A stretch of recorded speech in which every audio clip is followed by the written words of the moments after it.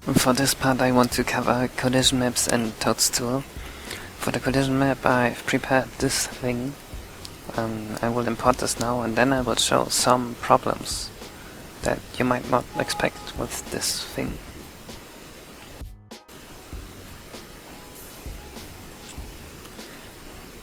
So yeah, it gave me an error because some of the textures were too big. It doesn't really matter, it just makes them look really blurry and shitty because the importer scales them down manually. So one thing we would want is to be able to walk up these stairs, but we can't. There's just this wall stopping us from doing so. And these flowers are pretty stupid too. We want to walk through them. And also we can't grab the sledge, we just fall off. So what we do is we make a second version of our thing. We want, that's the collision version, we want this flower to be non-collisionable, so we just remove it. I mean, it's a collision and we don't want it. Then we want to be able to walk up these stairs, so what we could do is we could make this a ramp in the collision map. Let's see how that goes.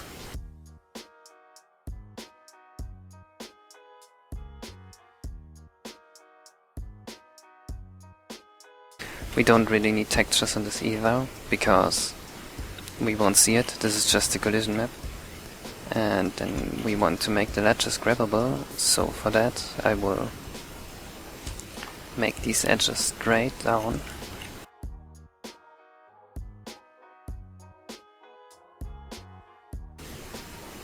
And then I will run the cleaner once again.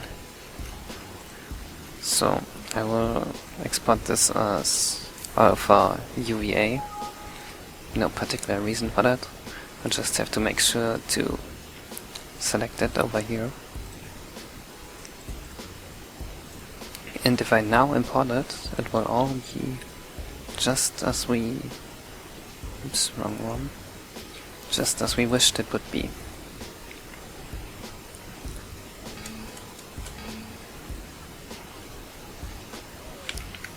We can walk up the stairs. We can walk through the stupid flower. And we can grab onto the ledge.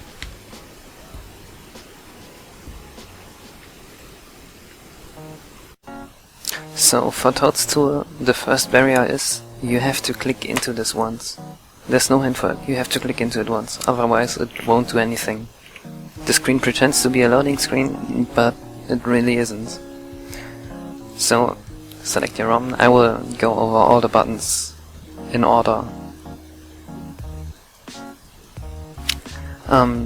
Before I explain anything, you want to put this to expert and also this to expert.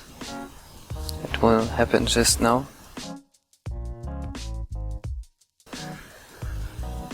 So, alright. This isn't really a button, this is not a button either, this one is obviously the save button. This is the button you use the most. You will want to save after every change you made, because this program crashes so often and it's super frustrating if you have to do everything over. Launch from this button will only work if you have activated shell integration in Project 64. To do that, open Project 64. Options, settings, shell integration. Edit textures. This is an easy way to change textures. It's pretty simple to understand. You will see something like this. The left side is just the colors, and the right side is the alpha channel of the texture. And you also have to draw the texture like that. So for example, this would be a 32x64 texture you will have to import. You can change Mario size, but it's just silly. You should enable High Poly Mario, especially if you are wanting to replace the Mario model with My Replacer, because it deletes the low poly model, and it would just create errors if you wouldn't do this. You can change colors, but I wouldn't do that because most of the time it just looks silly. Preferences. Yeah, you can do this however you want. If you are using earlier Toadstool versions, you should enable skip checksum check. But in the newest version you don't need to. You also get the script dumps. Don't look into this until we are at the advanced part of this tutorial, because this is more complicated stuff. Just numbers. You have different kinds of objects in your custom levels. You will be missing two types of objects, the macro objects and the special objects, but they are basically the same as 0x24 objects, but they are more limited, so we don't want to use them anyway. There's no purpose for that, except maybe saving space in the ROM, but that's irrelevant to us. We have the music track. This is the music ID we were able to select in the object importer over here. You can change it after importing by changing this number. I will put a tutorial for warp destinations in the descriptions, because for some people they are really hard to understand and there are people explaining this better than I do. Don't mess with this or this if you are inexperienced. Especially don't mess with this. And also don't mess with this. Don't touch this. You can touch this though. This is the terrain type you can select here. It won't tell you how the terrain type is called though, so you will have to guess. Also don't mess with this, you will just crash your ROM. Let's go back to 0x24 objects. We get a lot more options with these things. I will explain them soon. First of all, you should put mode to hexadecimal, otherwise you will get these really weird decimal numbers and they are ugly to use for most things. You have keep on ground, that just, you see the box, just move to the ground. And also if you move it to the side, the box will keep on the ground, but I never used this option. As you see, it's down to 0.2 FPS, because this apparently has to calculate very much. I just use the drop to ground option, which is the same, but without lag. I wouldn't use this. I don't even know what it's supposed to do. The drag speed just controls how fast you can move the cursors around. If you put it to the rapid, it moves super fast. If you put it at turtle, it moves super slow. At startup it's apparently a bit glitchy and was unrabbit but showed turtle, but whatever. It's still we expect glitches, bugs everywhere. You have the front camera, which is useless. You have the back camera, which is useless.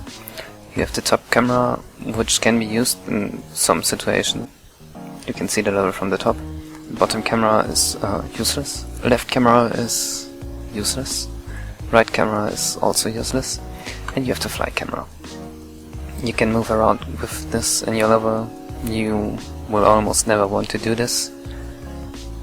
You can scroll in with this. You can move around with this.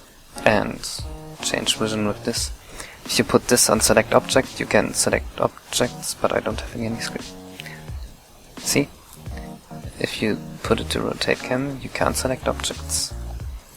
Then you have the orbit camera. This is the one you will want to use for most of the things. It follows your object and it just gives nice vision. You can rotate around your object.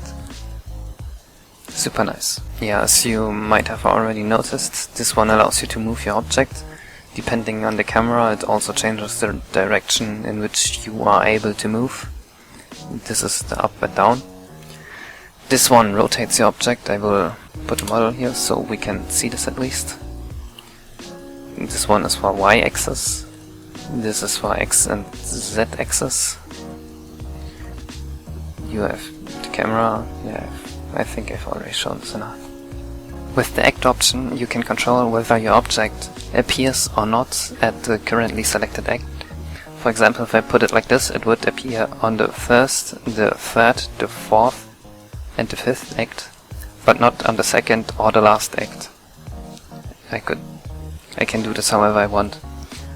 There's only one exception. If the first 5 stars are selected, it will always show, no matter what. This was made so you could have objects even in levels that don't have an act selector, because you would always have 0 as act and no object would show. Then you can select object combos. Objects combos are basically just model ID and behavior ID shortcuts.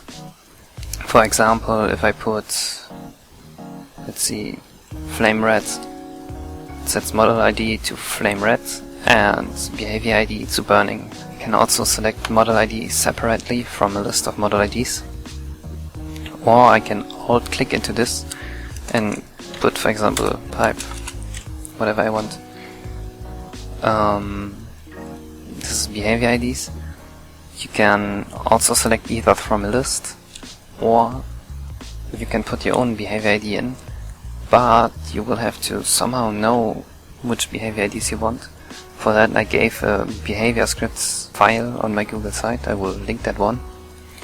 There are a lot of behaviors you probably won't even need, but there's also something else. You might have heard of my more objects patch, and you will probably want to use them in your hack.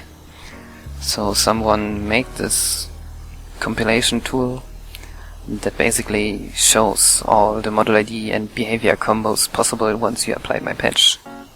For example, for the node block I could put this to 7b and this to 174, and I would have a node block. Now we have behavior parameters, and they basically determine how the object will behave. For example, for the node block we have bparam1 does nothing, bparam2 changes the height. Let's put this to FF, so we go insanely high.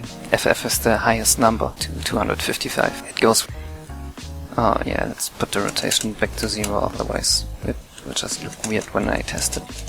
Yeah, coordinates are obvious. You change Y, object moves up. I'm actually surprised Toadstool didn't crash so far.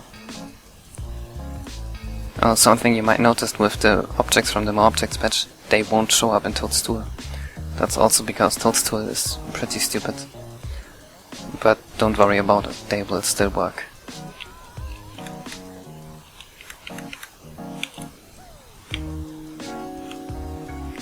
You see, I'm getting super high. And then we still have the culling and the collision map option. If you put culling on, you can see through walls when the tool thinks you should be able to see through them. It's Toadstool, so it's not too reliable, but sometimes it's useful. And then we have the collision map. It shows the collision. For example, you see this ramp. We drew a ramp over this in the collision map, but it obviously won't show in the visuals. But if we put the collision map on, we see our ramp. Wireframe is useless. Yeah, you can change the renderer to whatever you want, but it doesn't really do anything for the tool.